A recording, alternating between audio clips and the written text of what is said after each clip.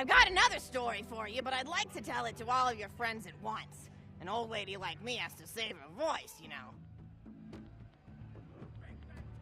Oh, you still want to talk with me? How incredibly sweet of you. Say, you'll never guess who I saw today. Captain Scarlet. She was robbing my retirement home with a few other brigands, and I recognized her from her wanted poster, and I said, "Oh, hey, you fought the Vault Hunter, didn't you?" And she bowed all elegantly and said something like, "Indeed I did, madam," and said that you were really good at fighting, and that you beat her fair and square. She didn't seem to harbor much of a grudge about it. Nice girl. You should think about meeting up with her again if you're not shacked up with anybody, you know? I mean, of course, you probably are. Gorgeous hunk of a Vault Hunter like you. I bet you're beating away suitors left and right. Look, you're blushing. Oh, I could just eat you up.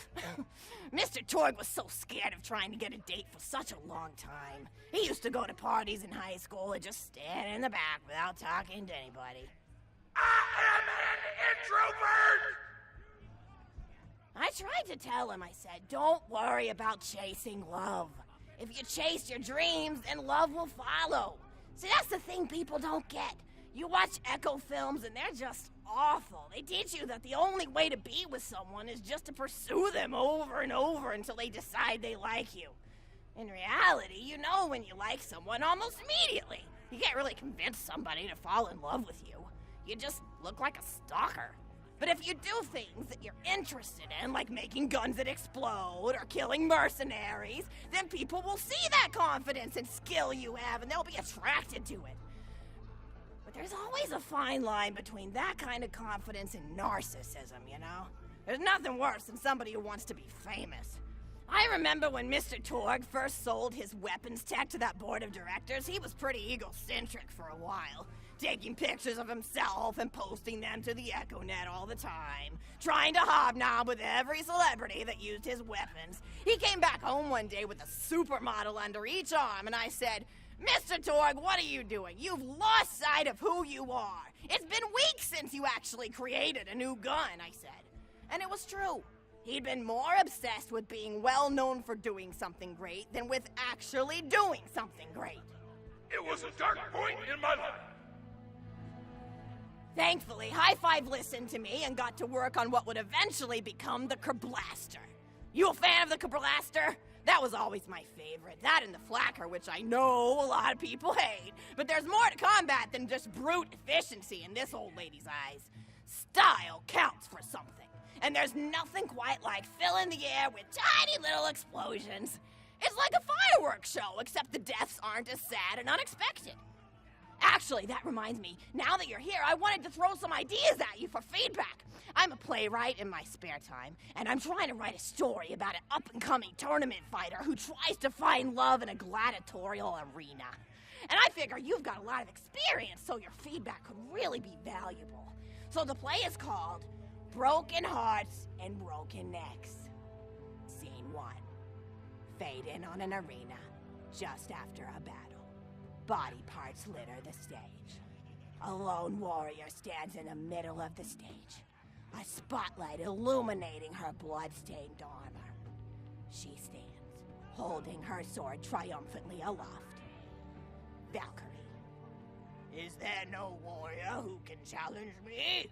Must I be destined to spend my life as the strongest, the bravest, the most invincible warrior this galaxy has seen? For I am Valkyrie! Scourge of the gladiatorial games! Exeunt Valkyrie, as she shakes her head in despair. From stage left enter Nodon, a janitor with a heavy heart and an even heavier conscience. He begins sweeping the body parts into a bin, which is colored green, and remember that because that's a symbolic color that will come back, until melancholy overtakes him. He drops his push broom to the floor and falls to his knees before delivering a heart-wrenching soliloquy. Nodon. The blood cannot be washed away. Not before and not now. Even as I attempt to escape the past, which haunts me still.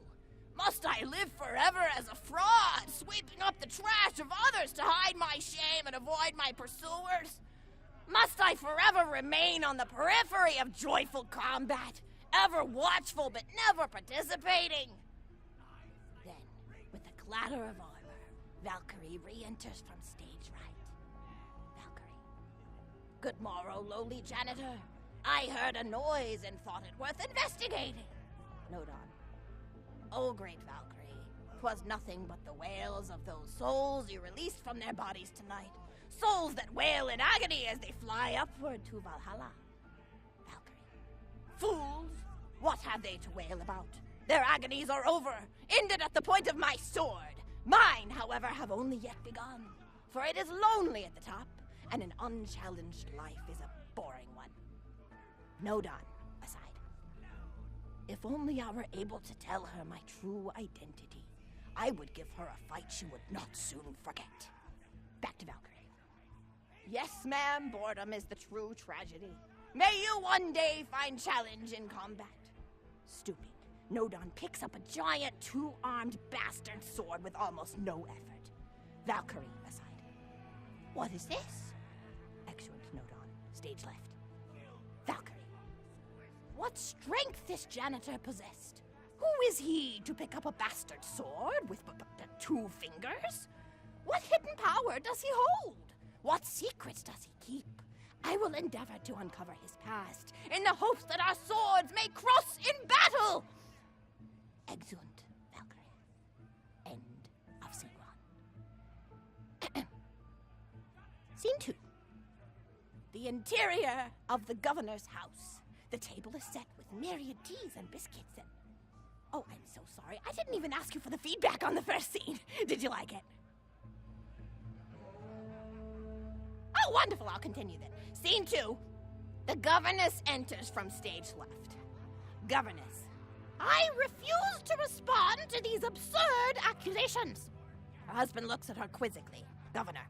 And what accusations may those be? Governess.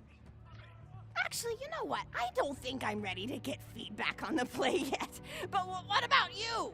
What are you up to? Tell Grandma Flexington all about it. I bet you've had some amazing adventures. Mr. Torg told me about the time you all played bunkers and badasses together. He said it was one of the most fun and welcoming experiences of his life.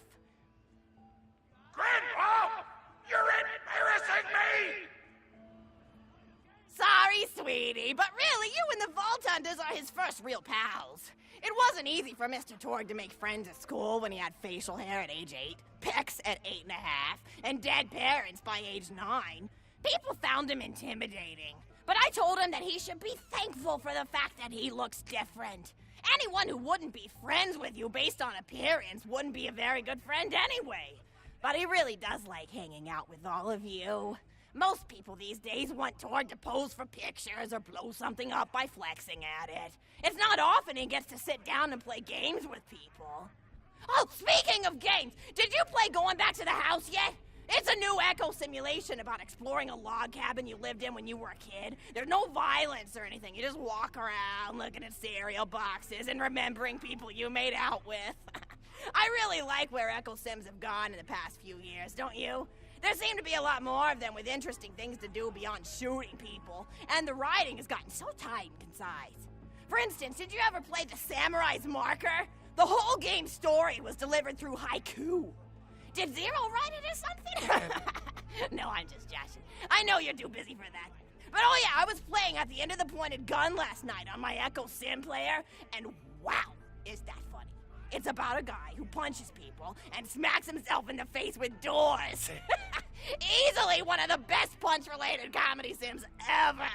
But oh, I'm really looking forward to this game called Robot Hunter Assault Squadron, which is this big randomized survival game about throwing bottles at trees and accidentally scaring birds. In the demo version, I scared a bird so hard it died. 10 out of 10 in my book. But what kind of things do you do for fun?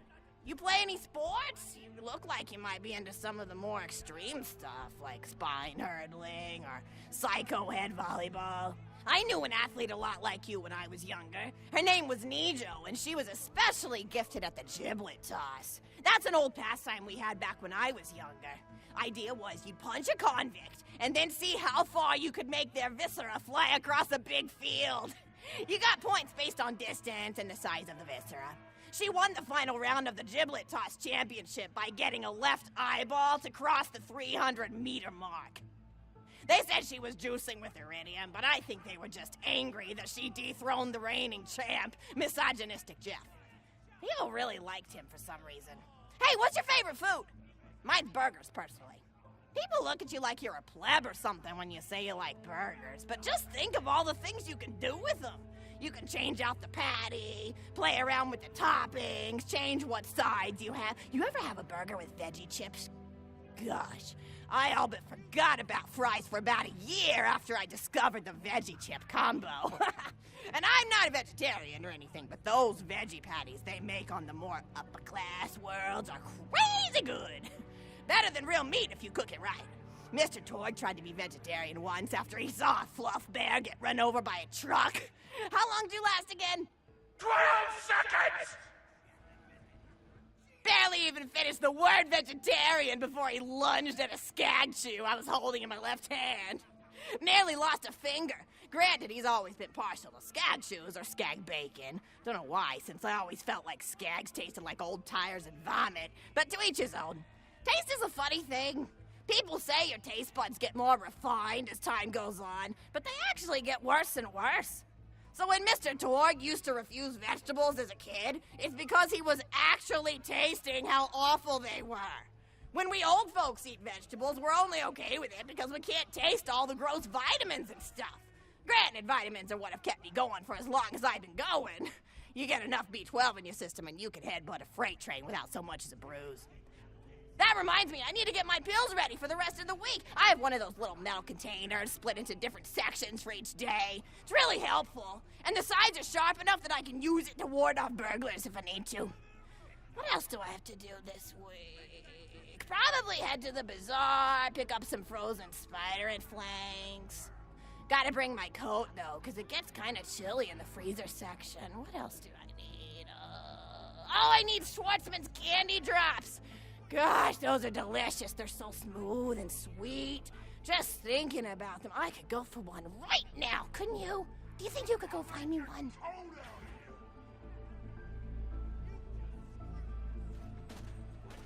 Bury you with the rest!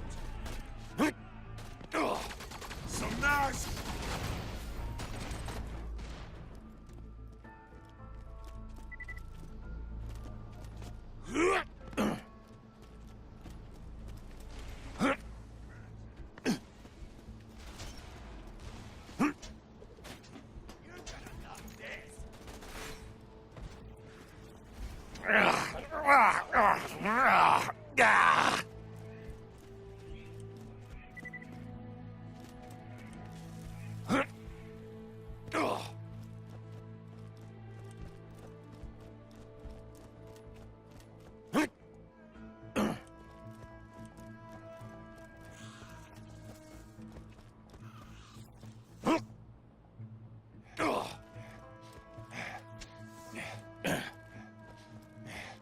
Schwartzman candy drop. Grab it for me, will ya? Oh, I can taste it already. Another walking meat puppet!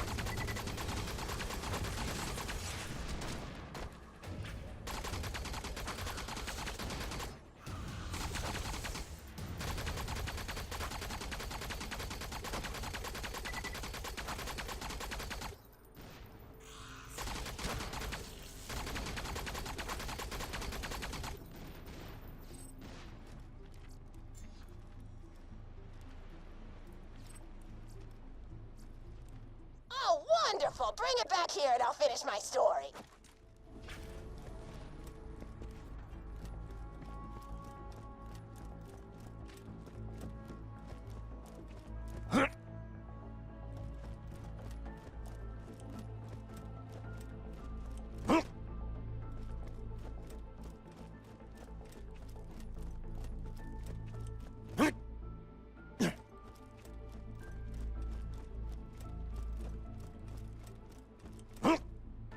Yeah.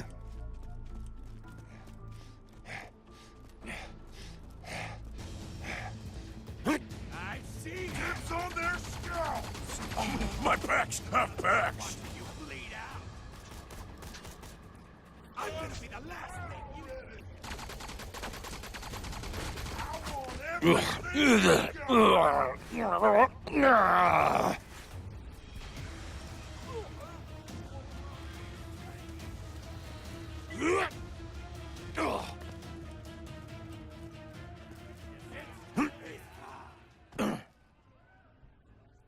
you so much! I'll eat this later while sitting by the fireplace telling Mr. Torg stories of days gone by.